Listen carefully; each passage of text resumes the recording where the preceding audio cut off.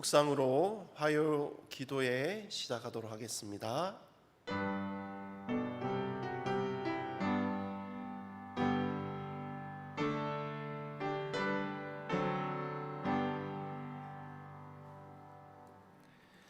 다 같이 일어나셔서 처참히 117장 부르도록 하겠습니다. 117장입니다.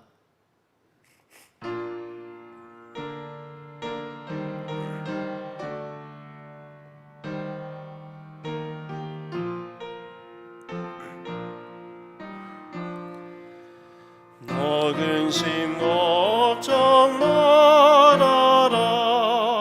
주 너를 지키리. 주 나에게 밑에 거하라. 주 너를 지키리. 주 너를 지키리. 아무 때나 어디든지 주 너를 지키리. 늘 지켜주시리.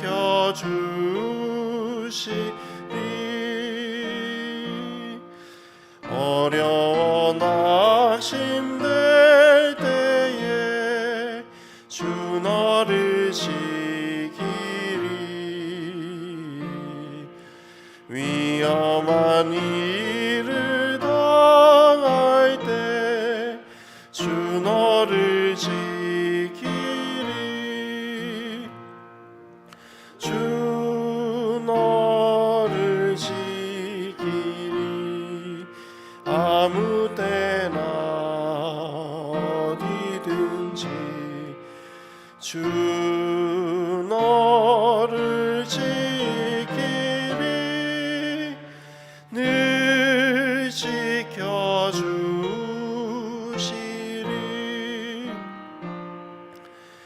너를 검일이 하시니 주 너를 지키리. 구하는 것을 주시며 주 너를 지키리. 주 너를 지키리.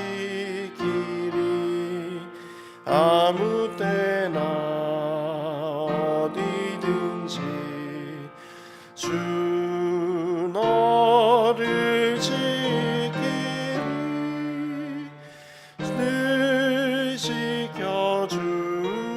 지켜주시리. 어려움 시험 당하나 주 너를 지키리. 구주의 품에 거하나 주 너를 지키리. 주 너를 지키리. 아무 때나 어디든지 주 너를 지키리. 늘 지켜주시리.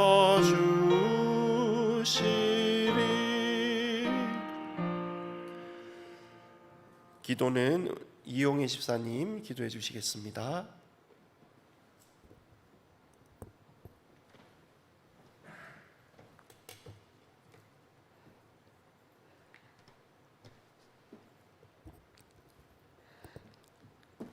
하늘에 계신 아버지, 저희들을 매일의 삶을 늘 보살펴 주심에 감사드립니다.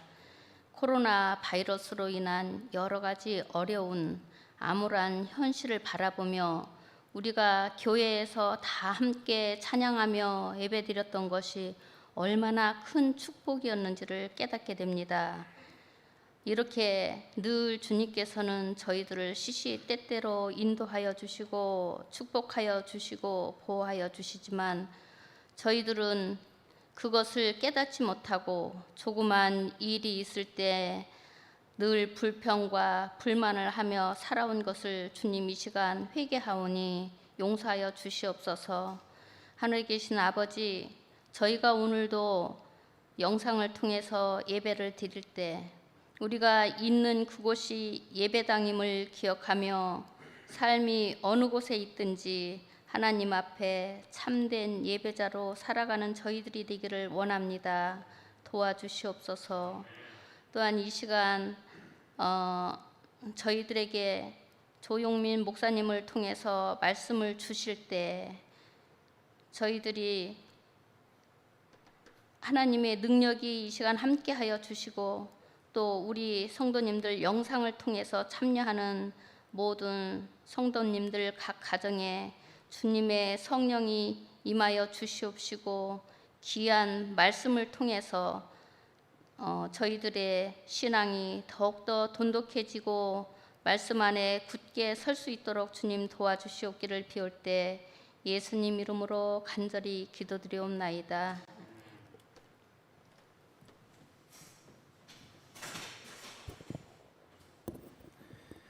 네, 둘째 찬미는 115장 부르시고 말씀 나누도록 하겠습니다. 115장입니다.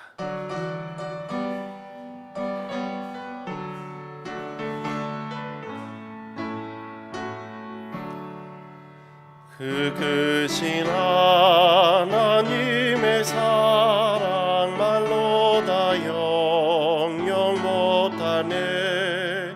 저 높고 높은 별을 넘어 이 낮고 낮은 땅 위에 죄 지은 영혼 구하려 이 아들 보내사 화목제 삼아 주셔서 죄 용서하신 그 크신 하나님의 사랑 다 증량 못하며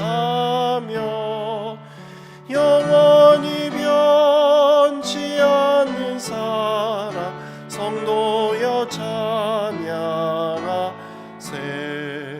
괴로운 시절 지나가고 이 세상 영화시들 때 주 믿지 않던 모든 사람 큰 소리 외쳐 울어도 주 믿는 성도들에게 큰 사랑 베푸사 우리의 죄 사했으니 그네 잊을까. 그 크신 하나님의 사랑 다 증량 못하며 영원히 변치 않는 사랑 성도여 찬양하세. 저 바닷물을 먹물 삼고 하늘을 두루마리로 하나님 사랑 기록해도 다 묘사하겠네. 하나님 크신 사랑을 그 어찌 다 쓸까. 저 높은 하늘이라도 감당치 못하리. 그 크신 하나님의 사랑 다 증량 못하며 영원히 변치 않는 사랑 성도여 찬양하세.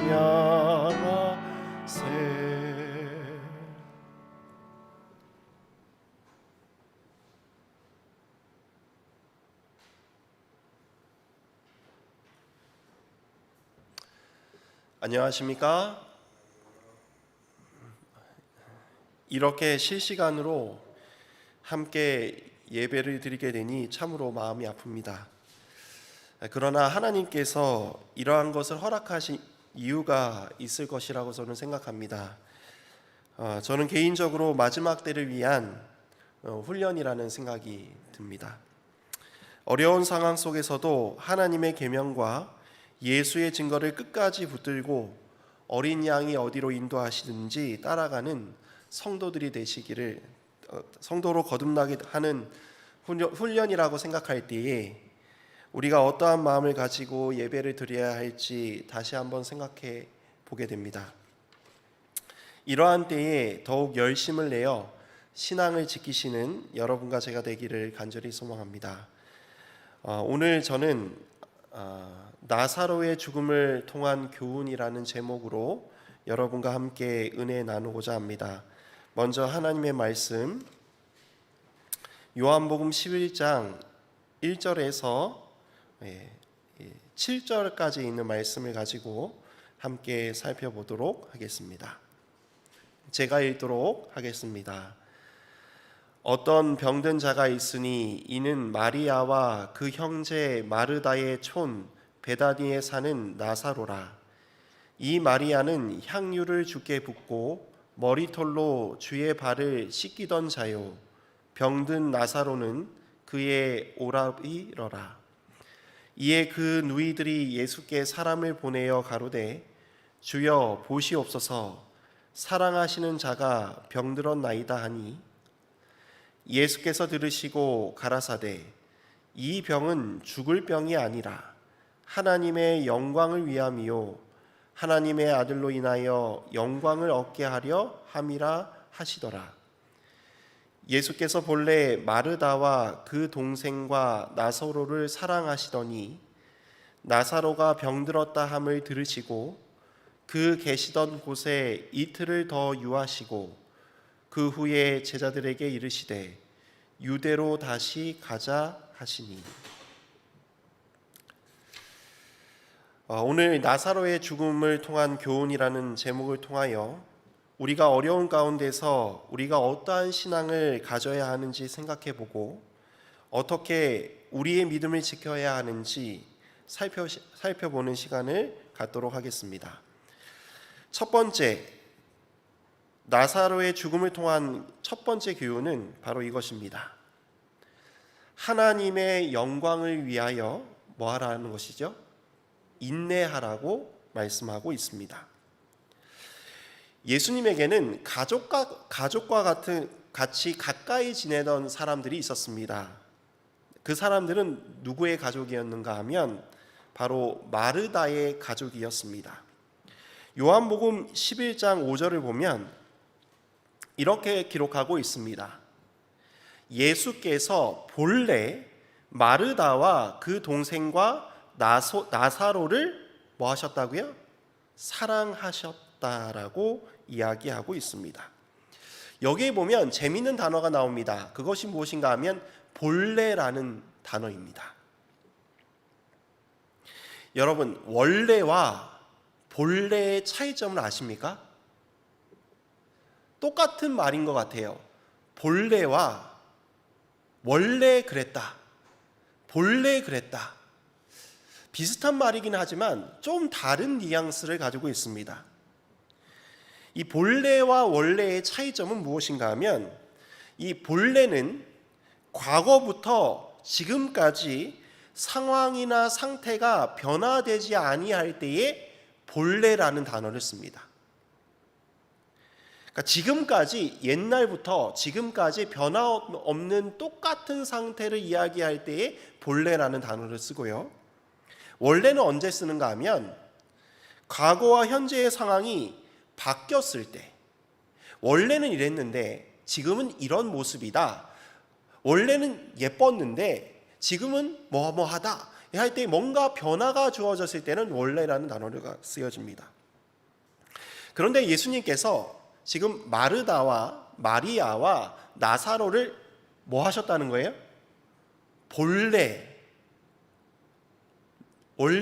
본래대로 사랑하셨단 말은 지금부터, 과거서부터 지금까지 변함없이 뭐 하셨다는 거예요? 사랑하고 계시다고 말씀하고 있는 것입니다. 이것을 누구도 알았습니까? 바로 이 세 명의 사람들도 알았습니다.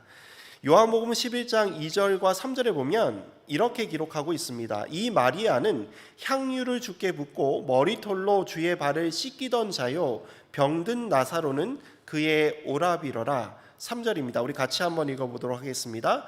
이에 그 누이들이 예수께 사람을 보내어 가로되 주여 보시옵소서, 사랑하시는 자가 병들었나이다 하니. 예수님, 당신이 사랑하시는, 옛날부터 지금까지 변함없이 사랑하는 그 사람이 죽게 되었습니다. 그러니 오셔서 뭐 해달라는 것입니까? 살려달라고 이야기하고 있는 것입니다. 누구도 예수님이 자신들을 사랑하는 것을 알고 있었다는 것입니다. 바로 자신들도 예수님을 얼마만큼 사랑하는지를 고백했을 뿐만 아니라 예수님이 우리들을 얼마나 사랑하시는지를 그들 자신도 알고 있었다는 것입니다. 그런데 사랑하시는 자가 병들었다는 소식을 들은 예수님의 반응이 조금 다릅니다. 옛날 같았으면 바로 달려왔을 텐데 예수님의 이때의 반응은 조금 다른 형태로 다가오게 됩니다. 알았어, 내가 바로 가서 고쳐줄게 하는 것이 아니라 전혀 이해하기 어려운 이야기를 하십니다. 바로 요한복음 11장 4절에 있는 말씀입니다. 우리 한번 다 같이 한번 읽어보도록 하겠습니다. 예수께서 들으시고 가라사대 이 병은 죽을 병이 아니라 하나님의 영광을 위함이요 하나님의 아들로 이를 인하여 영광을 얻게 하려 함이라 하시더라.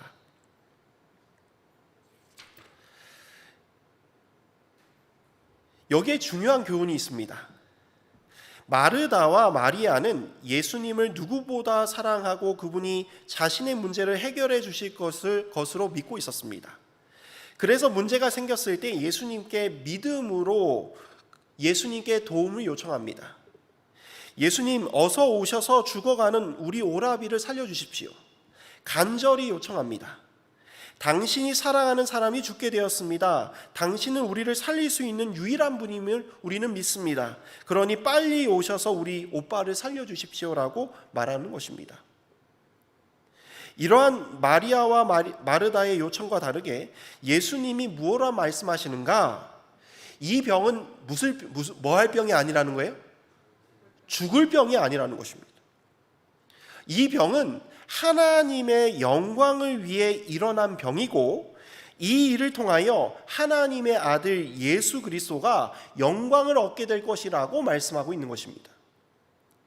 즉 예수님께서는 나사로의 죽음을 통하여 자신이 하나님의 아들, 그들을 구원할 메시아 그리스도임을 나타내실 뿐만 아니라 나사로가 비록 죽게 되었더라도 다시 살아날 것임을 이야기하고 있는 것입니다.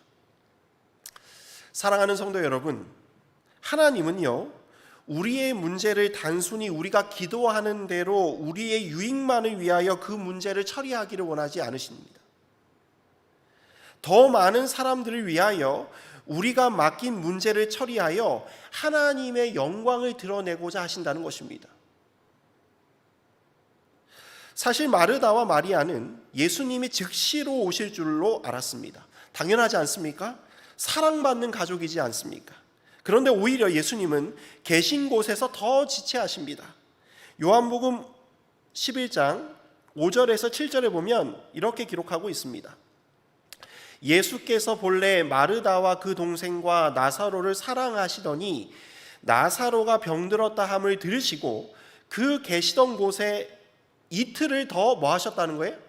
유하셨다는 것입니다. 빨리 가야 되는데, 긴급한 상황인데 빨리 해결되어야 되는데 하나님께서 그것을 지체하시는 것입니다. 더 유하시는 것이에요. 그리고 그 후에 제자들에게 말씀하십니다. 이제 됐다. 가자. 유대로 가자. 나사로를 살리러 가자 말씀하시는 것입니다. 사랑하시는데 더 지체하시는 거예요. 참으로 아이러니합니다. 당장 죽어가는 오빠를 보며 기다리던 마르다와 마리아의 심령은 타들어갔을 것입니다. 왜 안 오실까? 오셔야 하는데 눈이 빠지도록 기다렸을 것입니다. 마리아의 가족은 당장 오시지 않을 예수님을 원망스럽게 생각했을지도 모르겠습니다. 예수님을 따뜻하게 영접했던 세월에 대한 섭섭함이 밀려왔을지도 모르겠습니다.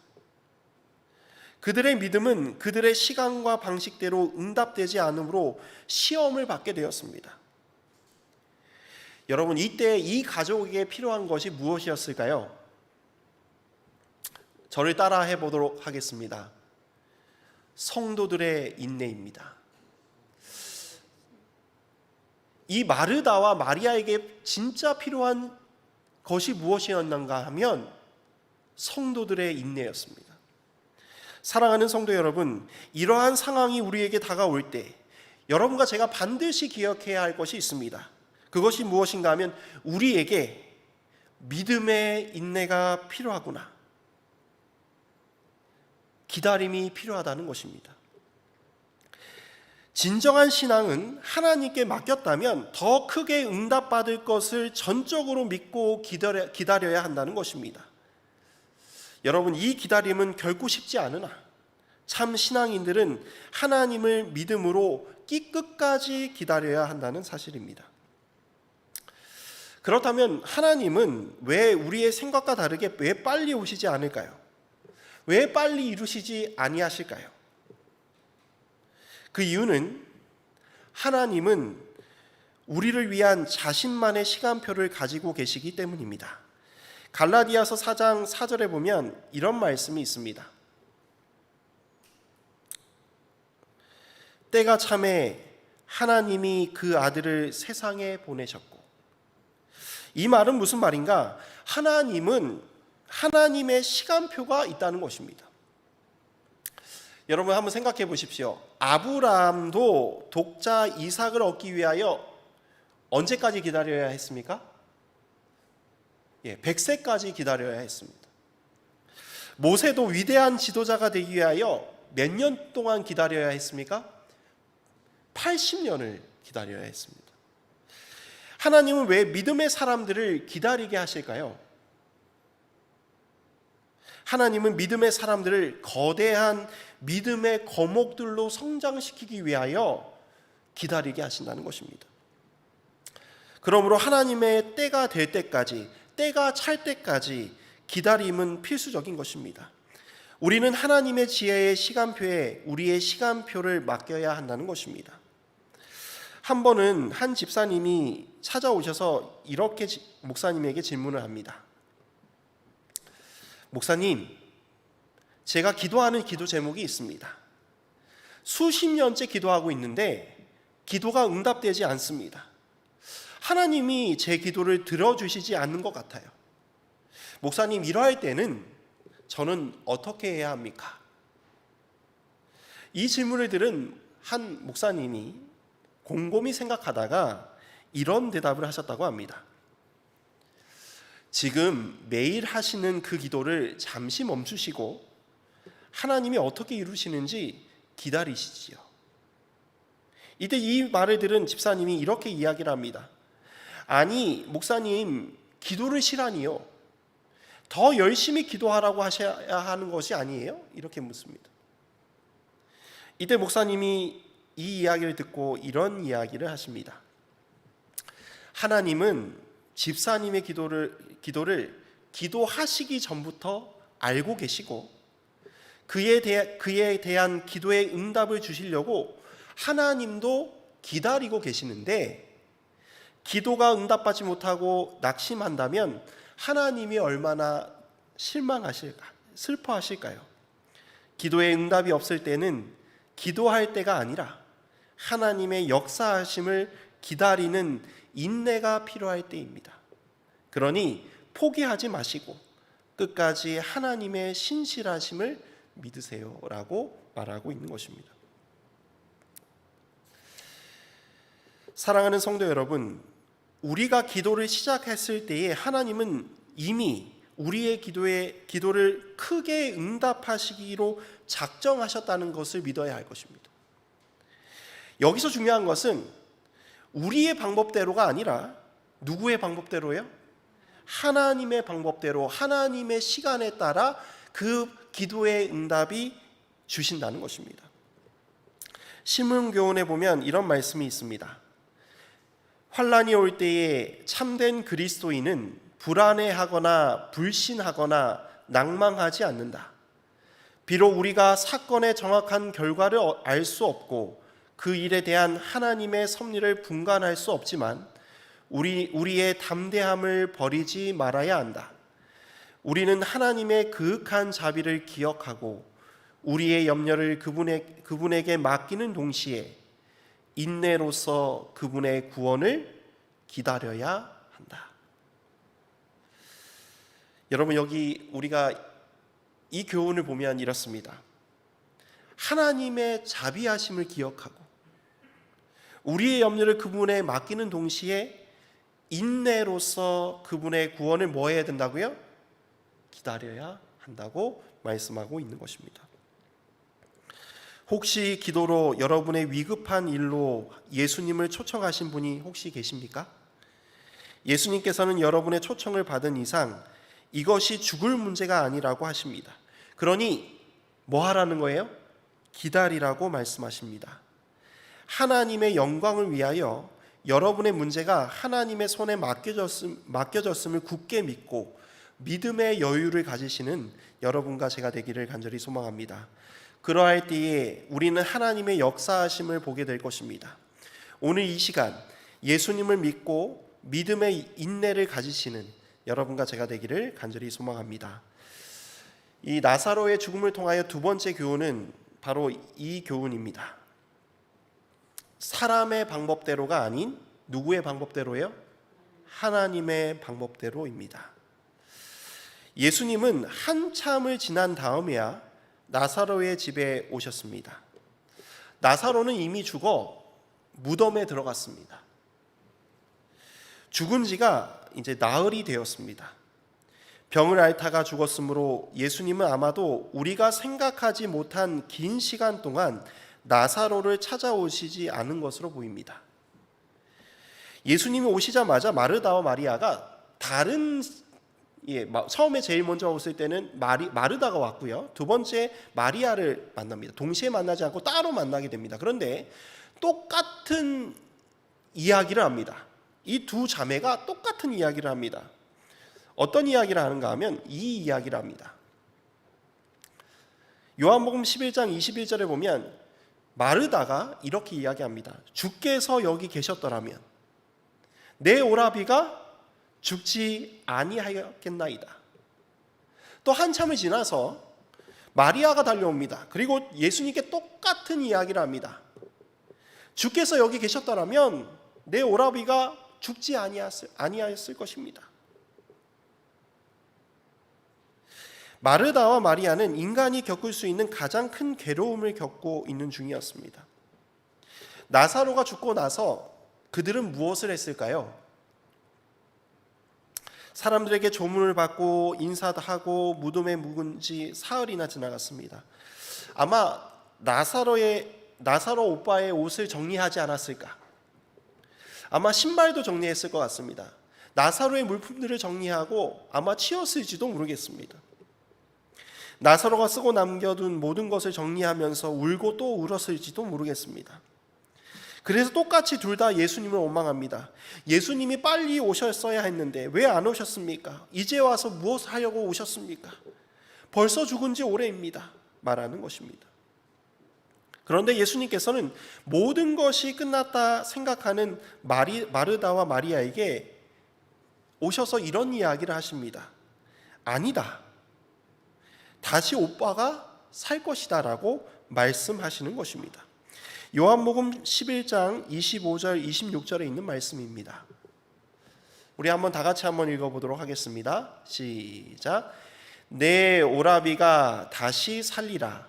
예수께서 가라사대 나는 부활이요 생명이니 나를 믿는 자는 죽어도 살겠고 무릇 살아서 나를 믿는 자는 영원히 죽지 아니하리니 이것을 내가 믿느냐.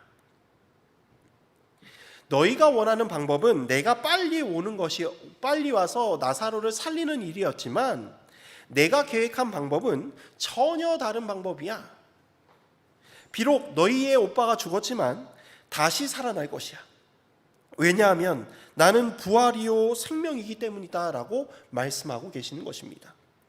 즉 마리아와 마르다가 전혀 생각하지 못한 상상할 수 없는 방법을 예수님께서 제안하십니다. 내가 비록 나사로가 죽는 것을 허락하였지만 그것으로 끝나는 것이 아니다는 것입니다. 나는 부활이요 생명이기 때문에 내가 그를 살릴 수 있으니 너희는 이것을 믿느냐라고 물으시는 것입니다. 여러분, 마르다와 마리아에게 이런 질문은 상당히 큰, 이거를 믿을 수 있을까라는 생각이 들 정도의 큰 믿음의 시험이었습니다. 이 이야기를 듣고 마르다와 마리아가 어떻게 대답했을까요? 이 대답이 여러분과 저의 대답이 되기를 간절히 소망합니다. 요한복음 11장 27절입니다. 주여 그러하외다. 주는 그리스도시요 세상에 오시는 하나님의 아들이신 줄 내가 믿나이다.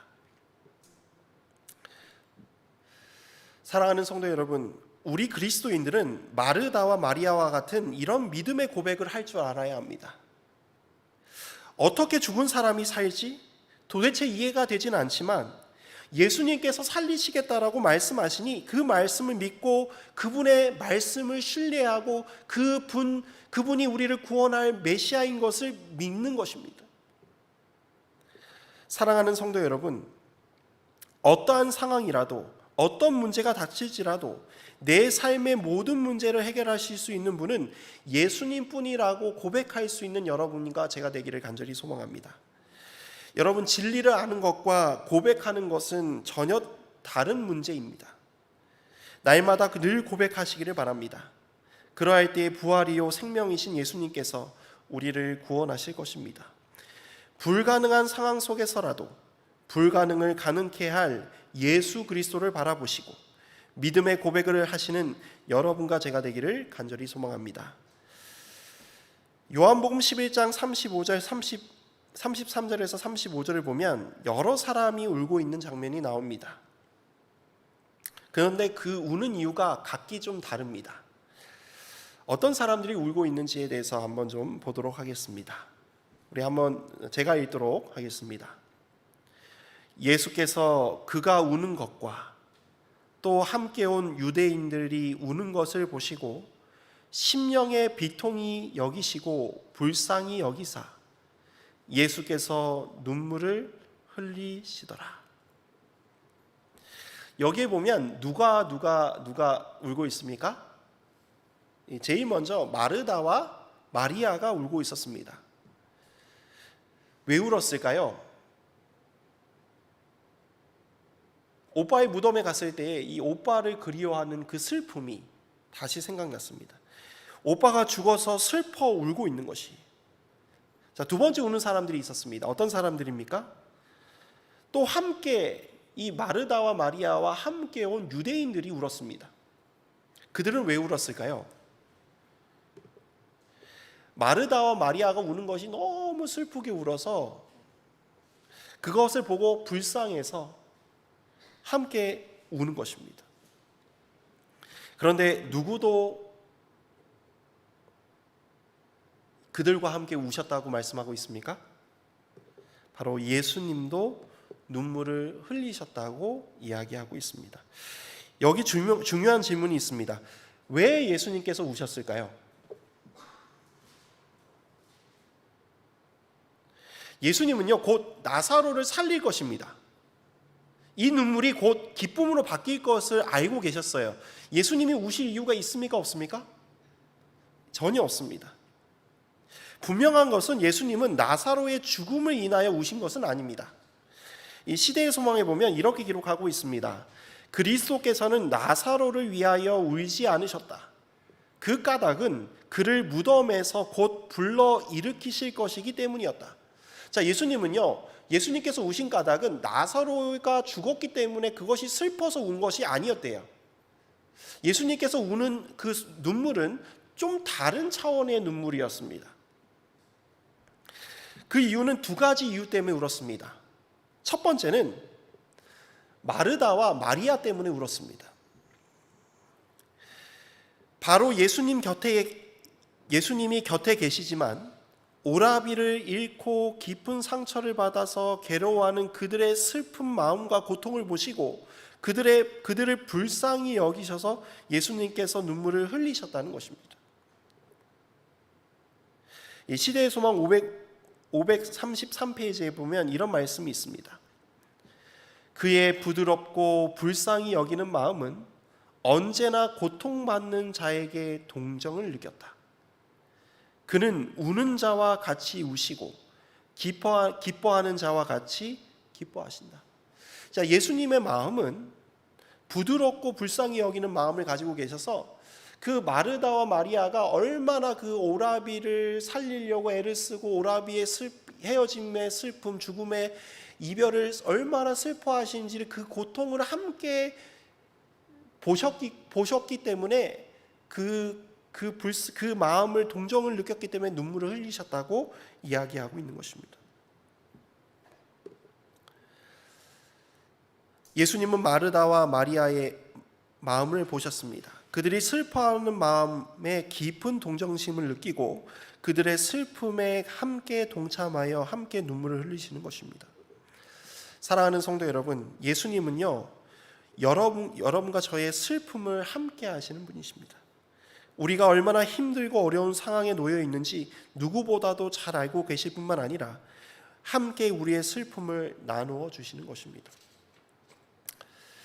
여러분, 누가 울 때 함께 울어줄 수 있는 사람이 있다면 그 사람이야말로 제일 행복한 사람일 것 같습니다. 내가 울 때 나와 함께 울어줄 사람이 있다면 그것이 얼마나 위로가 되겠습니까? 예수님은 이 두 자매의 슬픈 마음에 눈물로 동참하십니다. 그리고 이 눈물을 기쁨의 눈물로 바꾸어 주십니다. 사랑하는 성도 여러분, 우리의 슬픈 눈물을 기쁨과 즐거움으로 바꿔 주실 수 있는 예수님이 우리 곁에 계심을 보고 믿고 항상 기뻐하시는 여러분과 제가 되기를 간절히 소망합니다. 두 번째로 예수님이 우신 이유는 나사로를 살리는 일을 통하여 불신의 길로 들어서는 바리새인과 제사장들을 위해 눈물을 흘리셨다고 기록하고 있습니다. 시대의 소망 534페이지에 보면 이런 말씀이 기록되어 있습니다. 그러나 예수께서 우신 것은 다만 마리아와 마르다를 동정하는 인간적인 동정심 때문만이 아니었다. 예수님의 눈물에는 하늘이 땅보다 높은 것처럼 인간적인 슬픔보다 더 높은 슬픔이 있었다.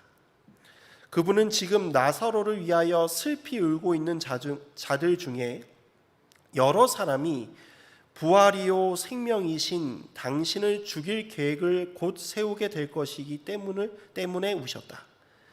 그들 중 많은 사람들이 예루살렘이 포위될 때에 죽게 될 것이며 저희의 죽음에는 희망이 없을 것을 아셨다. 이 나사로의 부활을 통하여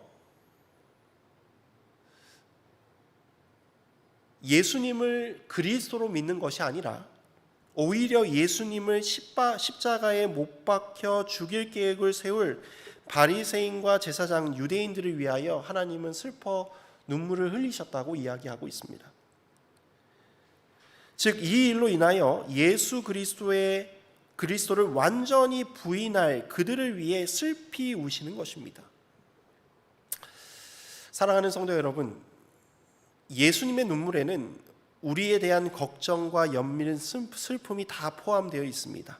또한 예수님을 영접하지 못하고 오히려 예수님을 불신하고 십자가에 못 박히는 것에 대한 슬픔까지도 포함되어 있습니다. 하나님은요, 악인의 멸망을 좋아하지 않으신다고 이야기하고 있습니다. 어떻게 해서든지 그들을 구원하고자 하셨습니다. 예수님은 오늘도 여러분과 저를 구원하시기 위하여 하늘 보좌 앞에서 하나님께 울면서 밤낮으로 기도하고 계신다는 것입니다. 우리를 살리시기 위하여, 우리를 구원하시기 위하여 눈물을 흘리시고 계신다는 것입니다. 사랑하는 성도 여러분, 이러한 예수님께 나아가야 되지 않겠습니까? 우리를 위해 눈물을 흘리시는 예수님께 나아가시는 여러분과 제가 되기를 간절히 소망합니다. 제가 오늘 두 가지 말씀을 드렸습니다. 첫 번째 말씀은 하나님의 영광을 위하여 뭐 하라고요? 믿음으로 인내하라는 것입니다. 저희가 참 교회가 참으로 힘든 시기에 살고 있습니다. 신앙한다는 것 자체가 이제는 사람들에게 손가락질 받는 시대가 온 것 같습니다. 지난주에 우리 집사님이 이제 기도하러 이렇게 오시는데, 집사님 교회 지금 오고 계시지요? 확인 전화를 할 때였습니다. 예, 지금 교회 가고 있습니다라고 했대요. 근데 지하철을 타고 오시는데, 제가 교회 가고 있습니다라는 얘기를 듣는 순간 모든 지하철에 있는 사람들이 그 집사님을 이상한 눈으로 이렇게 쳐다보는 것을 느꼈다고 합니다. 이제는 교회 가는 것이 이제는 사람들에게 손가락질 받는 시대가 온 것 같습니다. 이러할 때 우리가 하나님께서 이러한 것을 허락하신 이유가 있습니다. 하나님의 영광을 위하여 우리는 이러한 시대를 뭐 해야 될까요? 믿음으로 인내해야 할 것입니다. 두 번째는 무엇인가 하면 사람의 방법대로 문제를 풀지 않으시고 하나님의 방법대로 문제를 풀어나가시는 예수 그리스도를 믿고 그것을 믿느냐라고 물으실 때 우리는 믿음의 고백을 뭐 해야 될 것이다? 마르다와 마리아처럼 해야 할 것이다라고 우리는 보게 되었습니다. 이 말씀을 통하여, 이 두 교훈을 통하여 우리의 삶에 적용하셔서 정말 이 어려운 시대에 정말 우리의 믿음을 굳건하게 지키시고 그리고 살아계신 예수 그리스도를 영접하시는 여러분과 제가 되기를 간절히 소망하며 말씀을 줄이도록 하겠습니다. 우리 다 같이 마치는 찬미 173장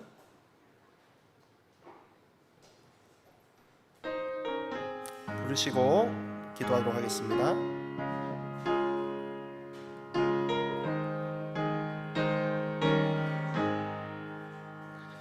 슬픈 마음 있는 사람 예수 이름 믿으며 영원토록 변함없는 기쁜 마음 없겠네. 예수의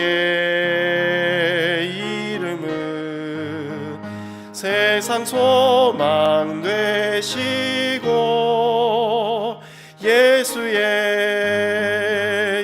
이름은 하늘 기쁨 되시네. 구주 예수 이름 믿고 굳세 믿음으로써 환난 시험 당할 때에 주께 기도드리세. 예수의 이름은 세상 소망 되시고 예수의 이름은 하늘 기쁨 되시네. 거룩하신 우리 예 능력 있는 그 팔에 보호함을 입을 때에 기쁨 한량 얻겠네. 예수의 이름은 세상 세상 소망 되시고 예수의 믿음은 하늘 기쁨 되시네. 우리 갈 길 다간 후에 보좌 앞에 나가 왕의 왕께 경배하며 면류관을 드리세. 예수의 이름은 세상 소망 되시고 예수의 이름은 하늘 기쁨 되시네. 기도하겠습니다. 하늘에 계신 아버지 하나님, 오늘 이렇게 귀한 말씀을 주시니 참으로 감사합니다. 주님, 나사로의 죽음을 통하여 여러 가지 교훈을 얻게 되었습니다. 하나님의 영광을 위하여 때론 인내하고 믿음으로 견뎌야 함을 배우게 되었습니다. 우리에게 시련과 고난이 올 때에 믿음으로 끝까지 견디게 하여 주시고 하나님의 영광의 날이 이를 때까지 성도의 인내를 가지는 우리 모두가 되게 하여 주옵소서. 또한 사람의 방법대로 문제를 해결하기보다 하나님의 방법이 주어졌을 때에 불신하는 것이 아니라 믿음을 가지고 담대히 나아가는 우리 모두가 되게 하여 주옵소서. 오늘 하루도 주님께 맡기오며 사랑이신 예수 그리스도의 이름으로 간절히 기도드립니다. 아멘.